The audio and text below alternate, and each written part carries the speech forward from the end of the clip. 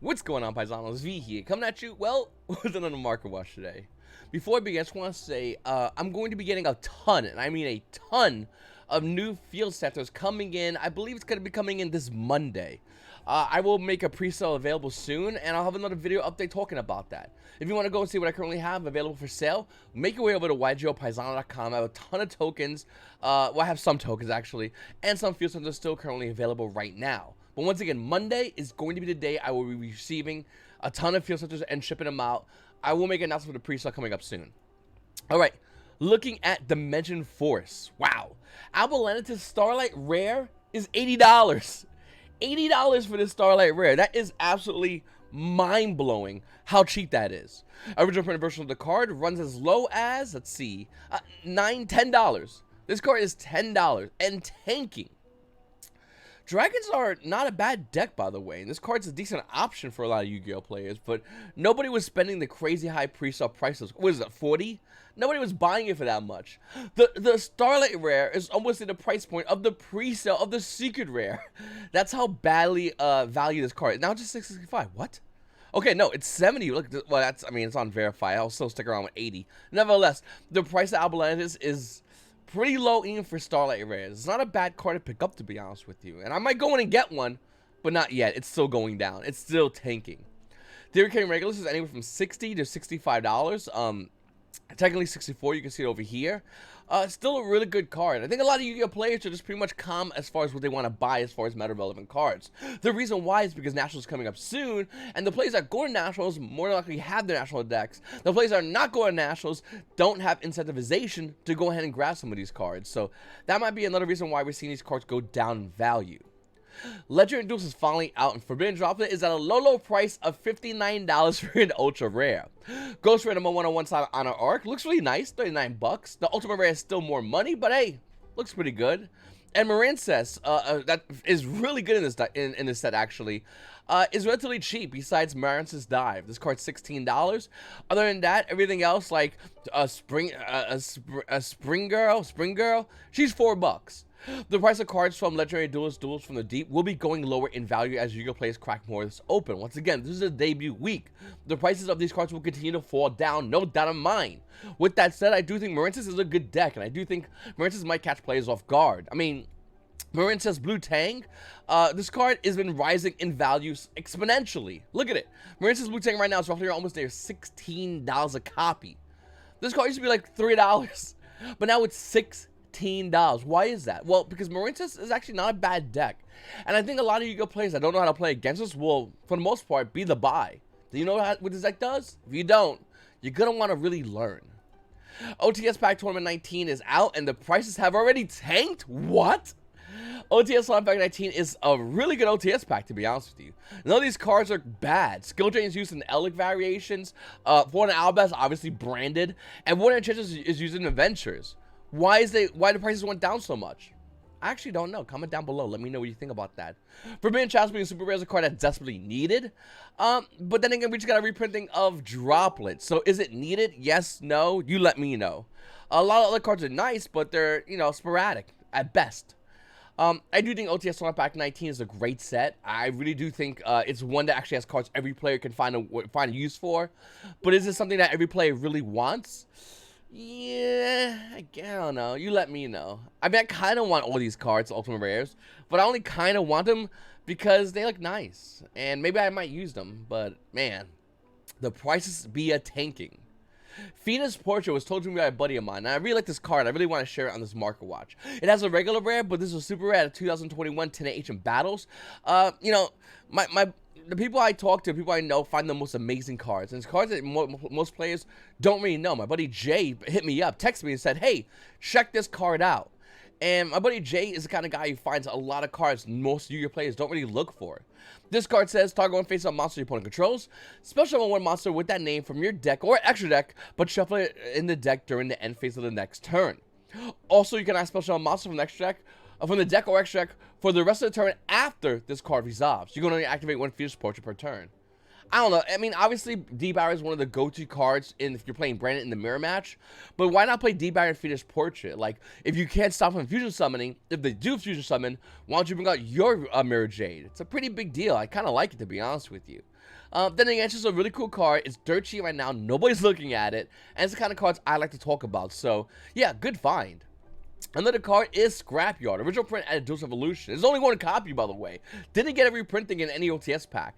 This super rare at Duelist Evolution has been rising in value, actually.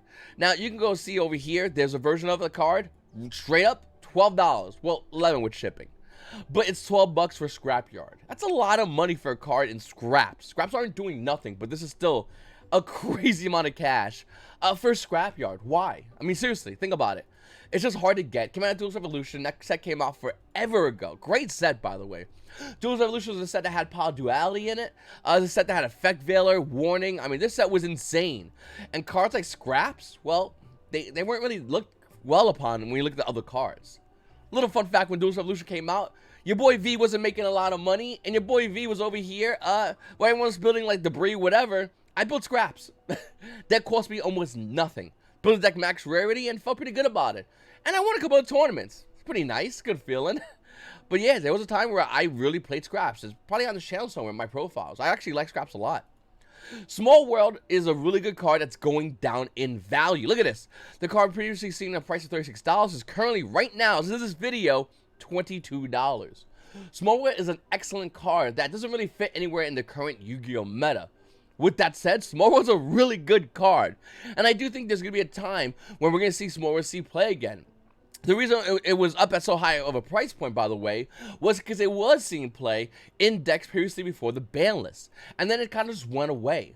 Small World's still a really good card. I think a lot of Yu-Gi-Oh players need to show what their expected needs by picking it up if you don't have yours. I think it's a good card. I don't know. Let me know what you think about this card in the comments down below.